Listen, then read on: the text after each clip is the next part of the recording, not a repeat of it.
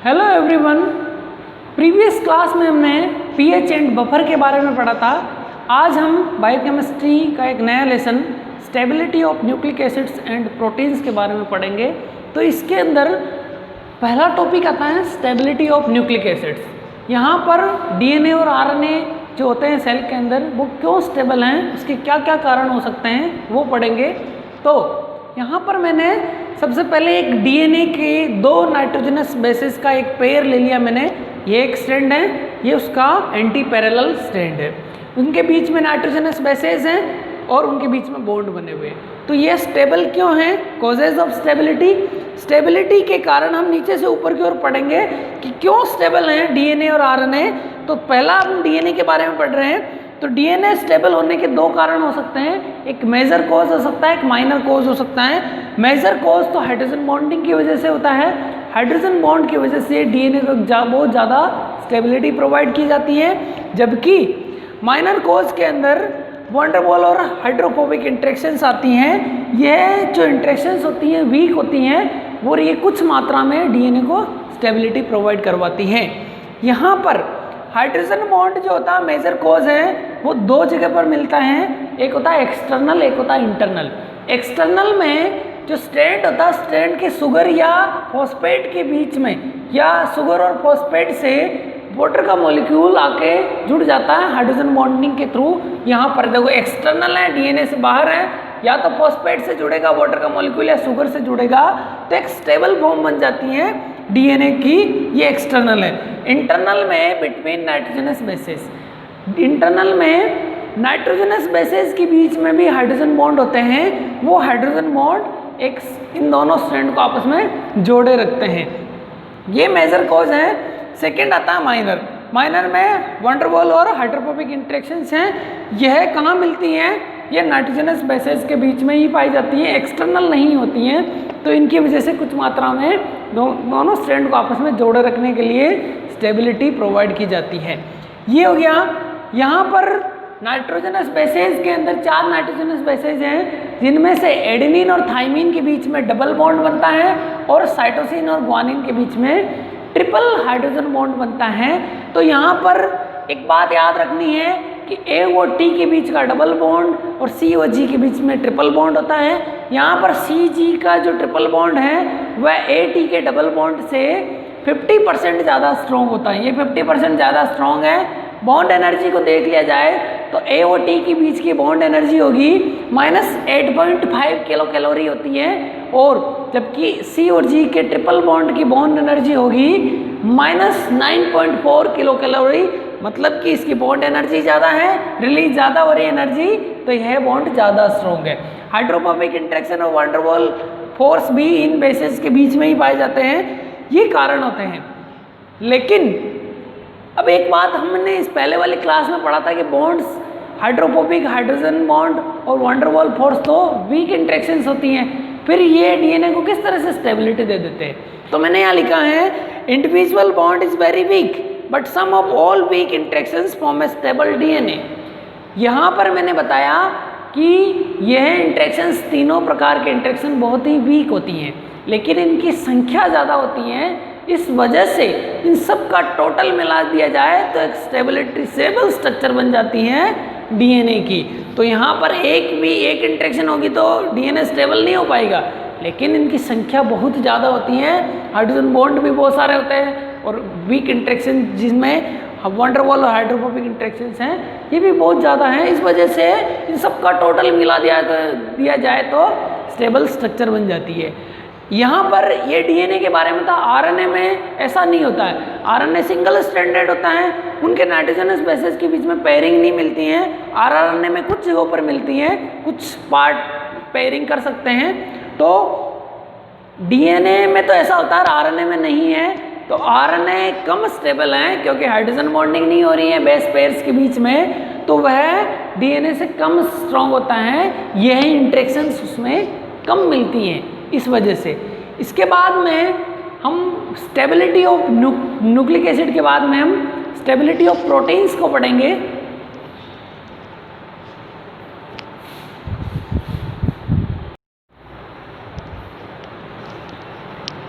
Protein stability में protein क्यों stable है, प्रोटीन की जो स्ट्रक्चर में पॉलीपेप्टाइड चेन है वो क्यों स्टेबल है, इसकी एक्चुअल मैकेनिज्म अभी डिस्कवर नहीं है। तो यहाँ मैंने लिखा है the actual mechanism of protein stability is not known but several amino acid residues at N terminal of polypeptide chain are responsible for stability of protein. This phenomenon is called an end rule. ये कह रहा है कि protein की stability की actual mechanism अभी तक discover नहीं है, अभी तक ज्ञात नहीं है, लेकिन पॉलीपेप्टाइड चेन के एन टर्मिनल पर, जो एक टर्मिनल जो आगे वाला एन होता है पीछे वाला सी टर्मिनल होता है, उस एन टर्मिनल पर कुछ स्पेसिफिक टाइप की एमिनो एसिड होगी, उनकी वजह से या तो वह स्टेबल हो जाएगा या डिस्टेबल होता है। तो स्टेबिलिटी के लिए रेस्पॉन्सिबल होते हैं कुछ एमिनो एसिड्स एन टर्मिनल पर उपस्थित होने चाहिए। वह जिस पॉलीपेप्टाइड चेन के ऊपर कोई स्पेसिफिक टाइप का एमिनो एसिड उस एन टर्मिनल पर होगा तो वह स्टेबल हो सकती है या डिस्टेबल हो सकती है। तो इस फेनोमेनन को कहेंगे हम N end rule. N end rule का मतलब होता है एन टर्मिनल वाला जो रूल हो गया, एन टर्मिनल ही रेस्पॉन्सिबल होगा स्टेबिलिटी के लिए। तो यहाँ पर कौन सी एमिनो एसिड्स होती हैं जो स्टेबिलिटी देती हैं? यहाँ जितनी भी एमिनो एसिड्स हैं, यहाँ पर आपके पास 20 एमिनो एसिड्स हैं। 20 में से कौन सी स्टेबिलाइजिंग होती है, कौन सी स्लो स्टेबिलाइजिंग होती है, कौन सी डिस्टेबिलाइजिंग। स्टेबिलाइजिंग का मतलब हो गया कि ऐसी कुछ एमिनो एसिड्स जो एन टर्मिनल पर होगी तो वह पॉलीपेप्टाइड चेन बहुत ही ज़्यादा स्ट्रॉन्ग हो जाएगी। तो कौन सी होती है? जैसे ये मैंने पॉलीपेप्टाइड चेन बनाई है, इसके ऊपर ये इसका एन टर्मिनल है, इस एन टर्मिनल के ऊपर ये कोई एमिनो एसिड बनाई मैंने, और इस एमिनो एसिड में से कौन सी हो सकती है? यहाँ पर alanine, threonine, methionine, serine, valine, glycine, proline and cysteine. इन 8 में से 8 एमिनो एसिड में से कोई भी एमिनो एसिड होगी तो एन टर्मिनल पर तो वह पॉलीपेप्टाइड चेन स्ट्रॉन्ग होगी और स्टेबल होगी। ये कितने टाइम तक स्ट्रॉन्ग हो सकती है? 20 घंटे तक उनको स्टेबिलिटी प्रोवाइड कर दी जाती है उस पॉलीपेप्टाइड चेन की 20 घंटे तक। इसका जस्ट अपोजिट पढ़ते हैं हम डिस्टेबिलाइजिंग। एन टर्मिनल पर कुछ ऐसी एमिनो एसिड्स जैसे एस्परजीन, ग्लूटामेट, एस्पार्टेट और ग्लूटामीन, इन 4 एमिनो एसिड, ये 4 हैं, इन 4 एमिनो एसिड के एन टर्मिनल पर उपस्थिति की वजह से वह पॉलीपेप्टाइड चेन डिस्टेबलाइज हो जाती है। उसकी स्टेबिलिटी सिर्फ और सिर्फ 5 मिनट तक ही रहती है ये। और स्लो स्टेबिलाइजिंग 20 में से 8 इधर हो गए, 8 इधर हो गए, तो बच रहे जो 8 हैं वह यदि एन टर्मिनल पर होंगे, यहाँ पर एन टर्मिनल पर, तो उनकी स्टेबिलिटी स्लो होती है, मतलब 20 घंटे भी नहीं होगी और 5 मिनट भी नहीं होगी, 20 घंटे से कम और 5 मिनट से ज़्यादा होगी उसकी स्टेबिलिटी इनकी वजह से। ये बचरी जो 20 में से वो सारी की सारी एमिनो एसिड्स यहाँ आएगी। ये है, अब इनको याद कैसे करना है? स्टेबिलाइजिंग रेजिड्यू के इनको याद रखना है तो एक ट्रिक है, एक वर्ड होता है एटीएम। एटीएम से वेग, पर्स।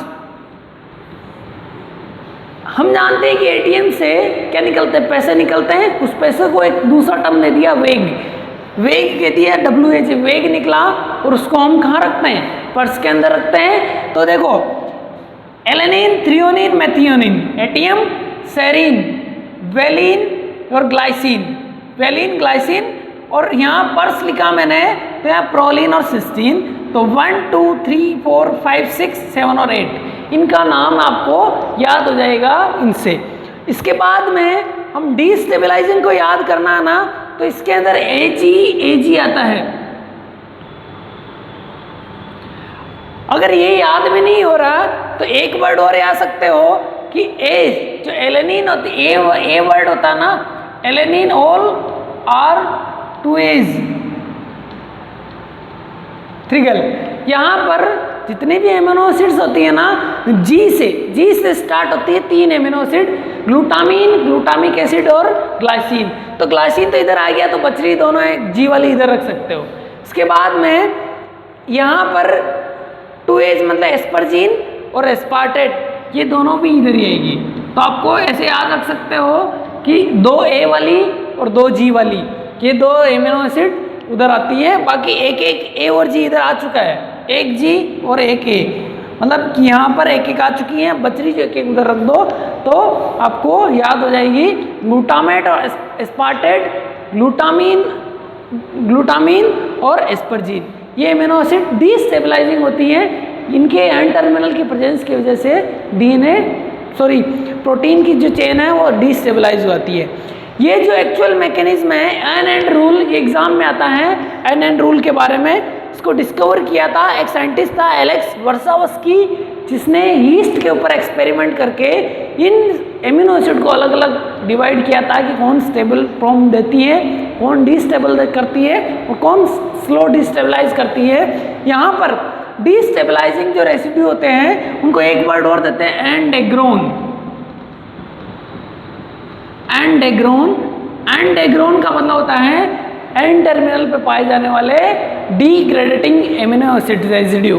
तो एंडेग्रोन्स भी इन्हीं को कहते हैं 4।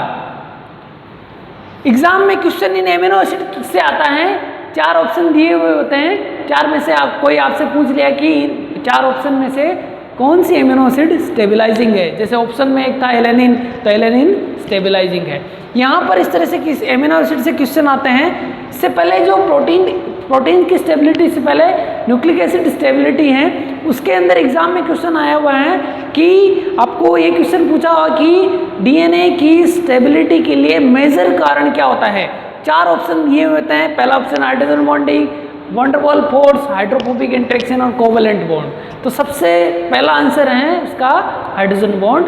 हाइड्रोजन बॉन्ड मेजर कारण होता है स्टेबिलिटी के लिए।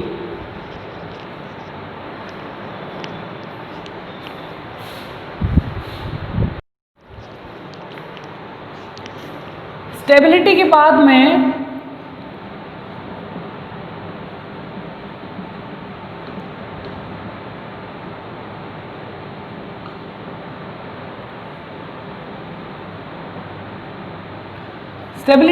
में हम प्रोटीन का डिग्रेडेशन पढ़ते हैं, उसके बाद हम न्यूक्लिक एसिड का डिग्रेडेशन पढ़ेंगे। जैसे कि एक प्रोटीन बनता है वो स्टेबल है, उसके कारण हमने पढ़ लिए, उसके यूज़ के बाद में उसको नष्ट भी करना होता है। तो अपनी सेल के अंदर प्रोटीन किस तरह से नष्ट होते हैं उपयोग के बाद में है। तो डिग्रेडेशन ऑफ प्रोटीन, ये कोई प्रोटीन की एक पॉलीपेप्टाइड चेन है, इसके सी टर्मिनल पर, ये इसका सी टर्मिनल है, जैसे ये एन टर्मिनल और ये सी टर्मिनल है। यहाँ सी टर्मिनल पर कुछ एमिनो एसिड आके जुड़ती है, कौन सी, ग्लाइसिन और लाइसिन, इनमें से कोई एक एमिनो एसिड आके जुड़ेगी सी टर्मिनल पर। ये सी टर्मिनल पर आके जुड़ गई है, उसके बाद इस पॉलीपेप्टाइड चेन से एक स्पेसिफिक प्रोटीन का मॉलिक्यूल जुड़ता है, उसको कहते हैं यूबिक्यूटिन। यूबिक्यूटिन का मॉलिक्यूल सी टर्मिनल पे आके जुड़ेगा और यूबिक्यूटिन तो अलग हो जाएगा, वापस सेपरेट हो जाएगा। और एटीपी की रिक्वायरमेंट की वजह से, एटीपी की प्रेजेंस में बड़ा प्रोटीन होता है 26S proteasomal degradation of polypeptide chain. यहाँ इसका मतलब होता है कि इस यूबिक्यूटिन जुड़ने के बाद में यूबिक्यूटिन सेपरेट हो जाएगा और एटीपी की वजह से एक बड़ा सा प्रोटीन होता है जिसको कहते हैं प्रोटियोसोम। प्रोटियोसोम एक प्रोटीन होता है, उस प्रोटीन के अंदर ये पॉलीपेप्टाइड चेन जाती है और उस पॉलीपेप्टाइड चेन का टुकड़े कर दिए जाते हैं या उसको स्मॉल पीसेस में या एमिनो एसिड में तोड़ दिया जाता है।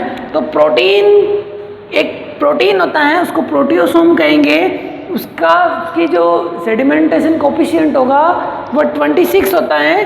तो 26S proteasomal degradation of polypeptide chain हो जाता है। इसके बाद में जिसकी वजह से वह प्रोटीन था वो छोटी छोटी एमिनो एसिड्स में अलग अलग हो जाएगा, वह एमिनो एसिड वापस रीयूज होगी, वापस से पॉलीपेप्टाइड चेन बनाने में काम आएगी। तो इस तरह से एक बार प्रोटीन के यूज़ के बाद में उसको इस तरह से नष्ट किया जाता है। इसके बाद ये तीसरा टॉपिक है। इसके बाद हम चौथा topic denaturation and renaturation of nucleic acid, उसके बारे में पढ़ेंगे।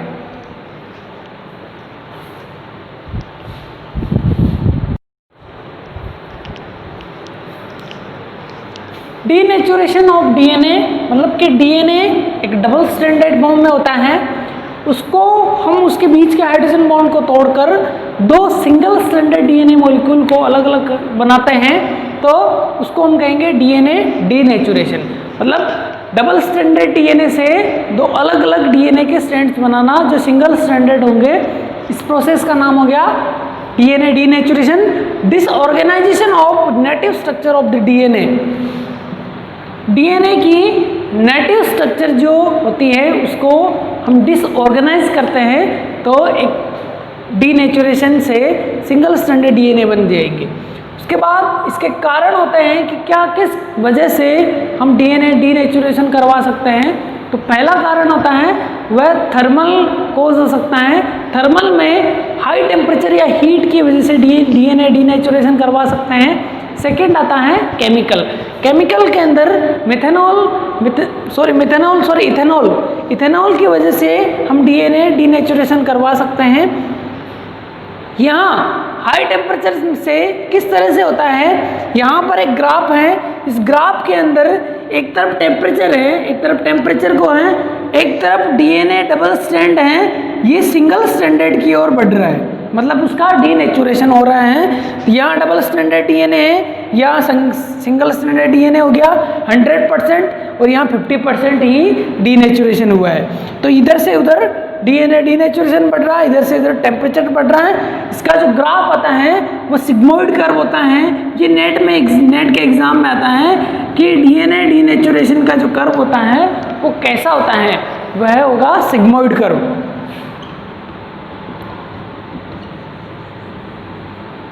ये है। अब यहाँ जब हम डीएनए डीनेचुरेशन करवा रहे हैं, टेम्परेचर बढ़ता जा रहा है तो डीनेचुरेशन बढ़ता जा रहा है, तो वह कंडीशन जिस पर 50% डीएनए का डीनेचुरेशन हो जाता है, उस पर जो टेम्परेचर होगा, यहाँ इस कंडीशन पर जो टेम्परेचर होगा उसको हम मेल्टिंग टेम्परेचर कहेंगे, TM लिखते हैं इसको। मेल्टिंग टेम्परेचर जिस पर 50% डीएनए का डीनेचुरेशन हो चुका है वह मेल्टिंग टेम्परेचर होगा। मेल्टिंग टेम्परेचर 80 डिग्री से लेकर 85 डिग्री के बीच में होगा, तो डीएनए का मेल्टिंग टेम्परेचर होता है 80 डिग्री से 85 के बीच में, कोई सा भी हो सकता है, ये मेल्टिंग टेम्परेचर है। तो यहाँ मैंने लिखा melting temperature, temperature at which 50% single stranded DNA are formed. ऐसा तापमान जिस पर 50% डीएनए डीनेचुरेशन हो चुका है उसको हम मेल्टिंग टेम्परेचर कहेंगे। उसके बाद में एक वर्ड और आता है हाइपरक्रोमेसिटी। हाइपरक्रोमेसिटी के बारे में पढ़ने से पहले हम इसको देखते हैं। यहाँ से यहाँ तक डीनेचुरेशन बढ़ रहा है, यहाँ बिल्कुल भी नहीं हुआ डीनेचुरेशन, यहाँ 50% और यहाँ 100% हो चुका है। तो जब डीनेचुरेशन बढ़ता जाता है तो 260 nm यूवी रेडिएशन एब्जॉर्बेंस भी बढ़ती जाती है, कि यदि 260 nm की यूवी रेडिएशन उस पर रेगुलरली डाली जाए सॉल्यूशन के ऊपर, तो जैसे जैसे डीनेचुरेशन बढ़ेगा उसी तरह से एब्जॉर्बेंस भी बढ़ती जाती है। तो इस प्रभाव को कहेंगे हाइपरक्रोमिक इफेक्ट और इस प्रोसेस को कहेंगे hyperchromicity. Increase absorbance of 260 nm UV radiations during denaturation. मतलब एक यही हुआ कि जब डीएनए का डीनेचुरेशन होता रहता है तो 260 nm की यूवी रेडिएशन उस पर डाल रहे हैं nm की, तो वह यूवी रेडिएशन का एब्जॉर्बेंस बढ़ता जाएगा। इस तरह से इसके अंदर एब्जॉर्बेंस बढ़ती जाती हैं। जब 100% डीनेचुरेशन हो चुका होगा तब और ज़्यादा एब्जॉर्बेंस मिलती हैं। तो इस प्रभाव को, इस इफेक्ट को कहेंगे हाइपरक्रोमिक इफेक्ट और इस प्रोसेस को कहेंगे हाइपरक्रोमेसिटी। ये हो गया।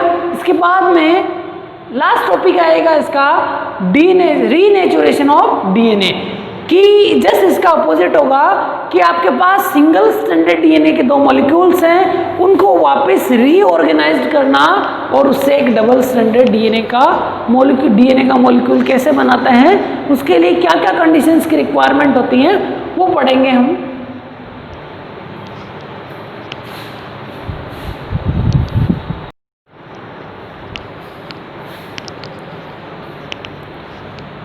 Renaturation of DNA, single stranded DNA के मॉलिक्यूल से डबल स्ट्रैंडेड डीएनए बनाना आपको, तो reorganisation of double stranded DNA, आपको सिंगल स्ट्रैंडेड से वापस डबल स्ट्रैंडेड बनाना, इसका अपोजिट ये इसका होगा, डीनेचुरेशन के जस्ट अपोजिट होता है।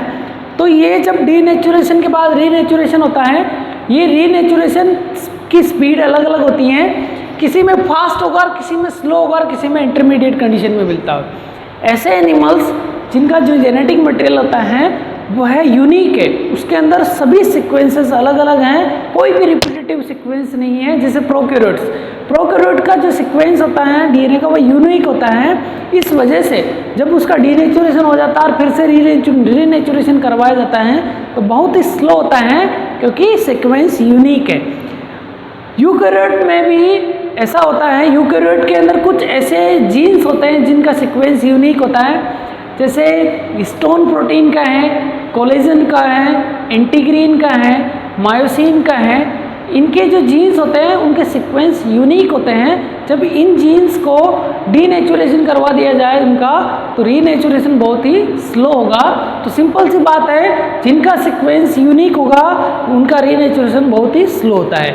और जस्ट इसका अपोजिट है फास्ट, जिनके अंदर रिपीटेटिव सीक्वेंसेस मिलते हैं, जैसे यूकैरियोट्स के अंदर सीक्वेंस सारे रिपीटेटिव होते हैं। जब रीनेचुरेशन करवाया जाता है तो रीनेचुरेशन की स्पीड ज़्यादा होती है या फास्ट होता है उनमें, क्योंकि सीक्वेंस रिपीटेटिव है।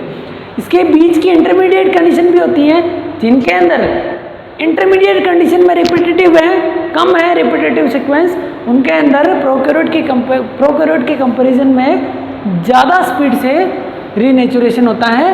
तो लेस रिपीटेटिव वाले में इंटरमीडिएट होगा, फास्ट स्लो जिसमें होगा उनमें यूनिक सीक्वेंस होता है, जिनके अंदर फास्ट होता है उनके अंदर रिपीटेटिव सीक्वेंस होते हैं।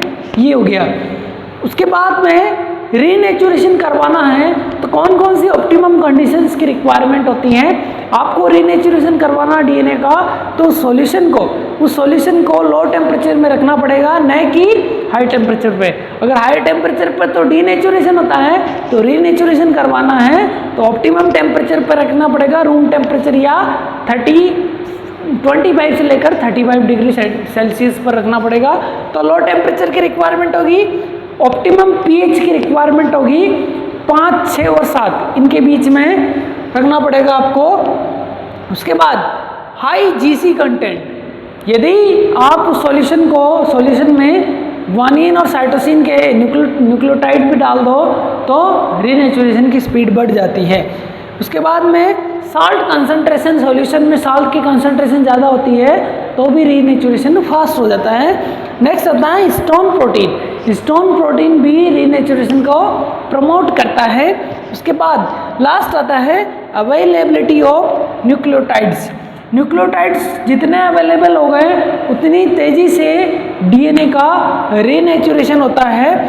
ये हो गया इनको ऑप्टिमम कंडीशंस हैं ये हैं। यहाँ पर GC content, salt concentration, histone protein और अवेलेबिलिटी ऑफ न्यूक्लियोटाइड्स, इन चारों कारणों की वजह से, इन चारों की प्रेजेंस, डीएनए में जीसी कंटेंट बढ़ गया, सॉल्ट कंसंट्रेशन ज़्यादा है, हिस्टोन प्रोटीन भी ज़्यादा है और न्यूक्लियोटाइड ज़्यादा है, इन चारों की वजह से डीएनए का मेल्टिंग टेम्परेचर जो होता है वो इतना ज़्यादा होता है, 80 और 85 के बीच में होता है। इतना क्यों होता है?